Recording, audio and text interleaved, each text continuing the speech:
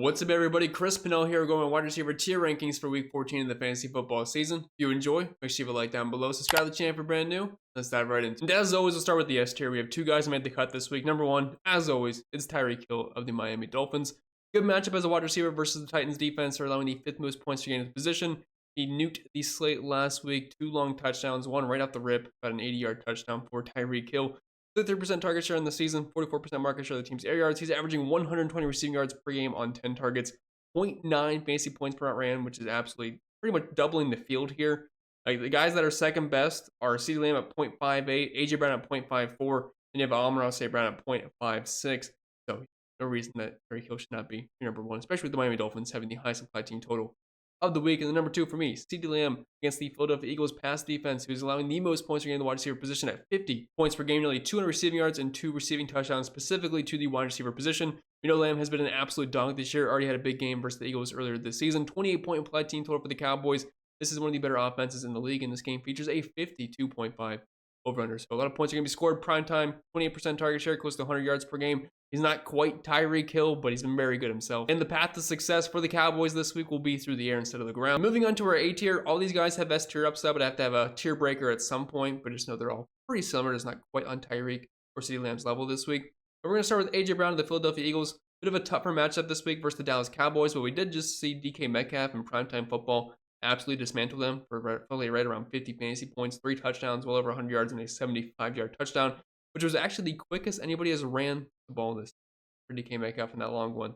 But Brown on the year, 44.5% market share of the team's air yards, 80% weight opportunity share, nearly a 32% target share. This game will be back and forth, high scoring, 3.5 point spread, no reason not to like it. Keenan Allen is one of the safest options in fantasy football week in, week out. It was a very slow start versus the Patriots last week, but ended up getting heavily targeted in the second half and still was a decent day. Got you double-digit fantasy points, but not a spectacular day, I should say, for Keenan Allen. But his volume is so secure. I know this isn't a great matchup through the air versus the Denver Broncos, allowing the 8th fewest points in the wide receiver position. But 11 targets per game, nearly 9 catches, a 31.5% target share. Playing at home, 23-point implied team total. No reason not to have Keenan Allen in the A tier. Amon-Ra St. Brown, these two are basically the same exact player, and they also have blue uniforms, but both guys that play heavily in the slot both get around 10, 11 targets per game, close to a 30% target share, roughly 95 to 100 yards, and 7 to 8.5 catches. So they're basically the same kind of guys, so they're going to be ranked very similar each week. Decent matchup versus the Bears, 16th versus the position, but doesn't really matter about the matchup anyway for him. Then Stephon Diggs of the Buffalo Bills, in what should be a very exciting game this week versus the Kansas City Chiefs. 47.5-point over-under in this one, and he too heavily targeted, 10 targets per game, over half a receiving touchdown, 30% target share. Basically, if you're in a good offense or just an elite talent, you get a 30% target share, you're going to be in the A tier or above.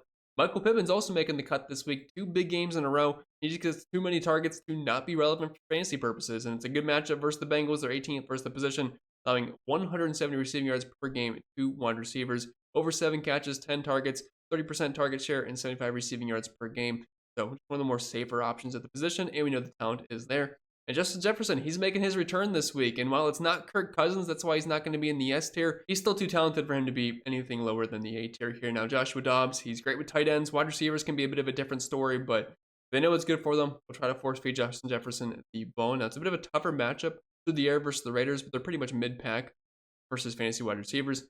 Moving on to the B tier, we have Mike Evans, who's had a very solid season so far, especially for fantasy purposes. Had a really nice long touchdown last week versus Carolina Panthers, over a 70-yard touchdown. On the season, over 0.8 touchdowns per game on 8 targets, 85 receiving yards, and a 44% market share of the team's air yards, an 8 out of 15.2. So we always have the big play upside here. Not a great matchup versus the Falcons. They're allowing the 4th fewest points per game at the position, but Mike Evans gets too many targets to not be relevant.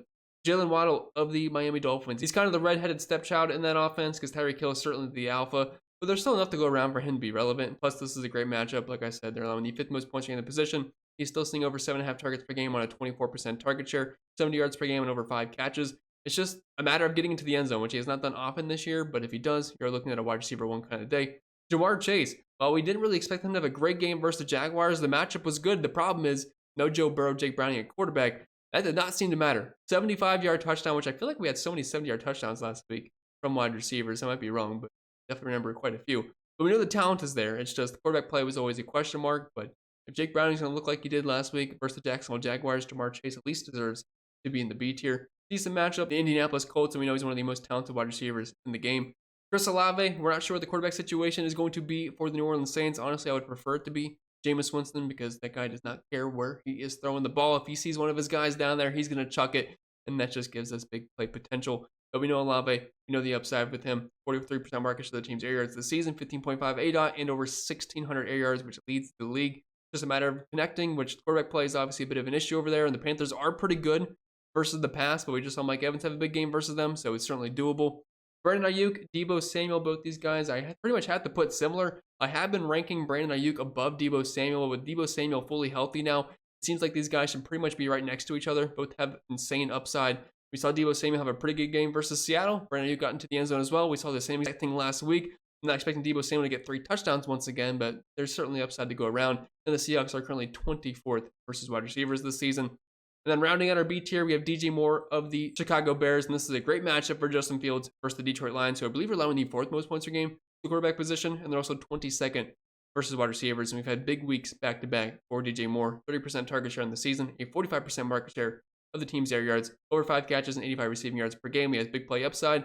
I do like him quite a bit versus Detroit. Hitting us off with the C tier, I would probably have Nico Collins higher if it wasn't the absolute worst matchup you could ask for versus the New York Jets, and you have Sauce Gardner out there because there's no Tank Dell.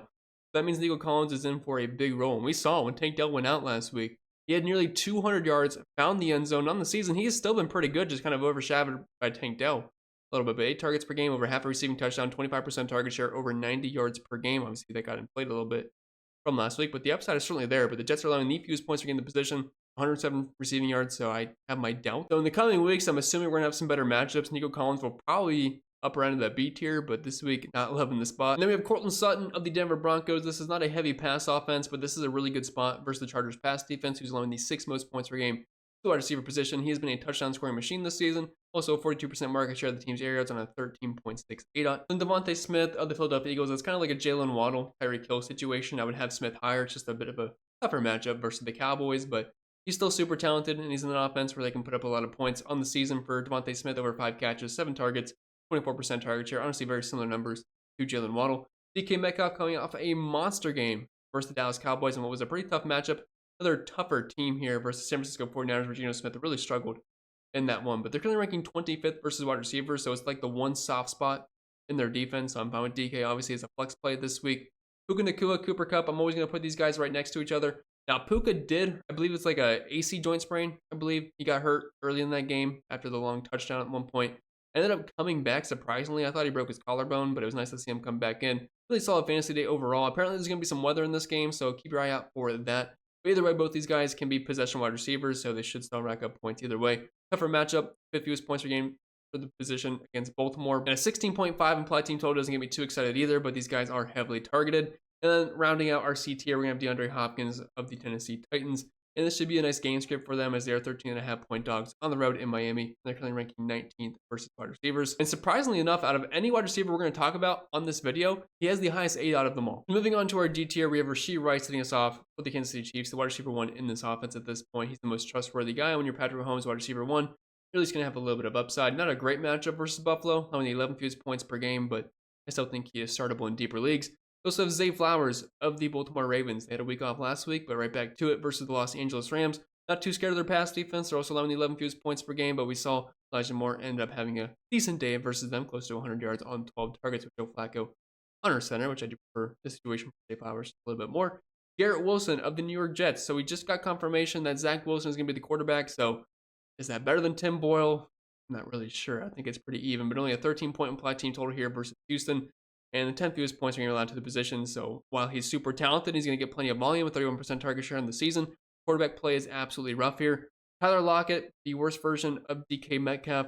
He still has upside, but JSN being more prevalent now at this point, it just really hinders his upside. But I still think he's startable in very deep leagues. But other than that, it's really just DK Metcalf or bust for me. Like, you can still play JSN if you want. I don't really think they're too far apart in rankings, but I would definitely have it ranked at Metcalf, Lockett, and JSN. But Metcalf definitely has a bit of a lead because he has the most upside by a good chunk.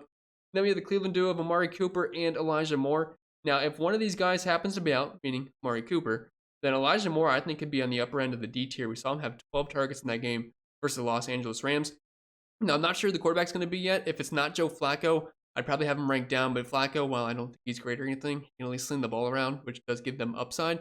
So keep an eye out. We know Mark Cooper dealing with a concussion if he happens to be a no-go. Like I said, Joe Flacco's a quarterback. Elijah Moore, probably the first guy in the D tier for me. Then we have Calvin Ridley. He'd be much higher with Christian Kirk being out if Trevor Lawrence was the quarterback, but with CJ Beathard now under center, there's just really not a ton of upside in this offense. We'll have to see how a full game goes with them, but only a 13-point implied team total on the road in Cleveland, which they allow the second fewest points per game in the position. And it seems like Calvin Ridley only tends to be good when all these guys are healthy, and that's the case at this point.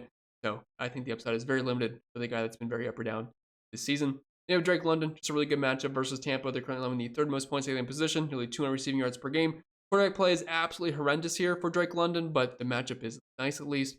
Then going to the F tier, we have Chris Godwin, who finally got into the end zone, just took a rushing attempt, I guess, rushing touchdown. It wasn't a throw from Baker Mayfield, go figure. And matchup versus Atlanta, pretty tough, but at least in the F tier this week. He still gets targets. We're looking at 7 per game this season, which is better than a lot of people can say at the very least.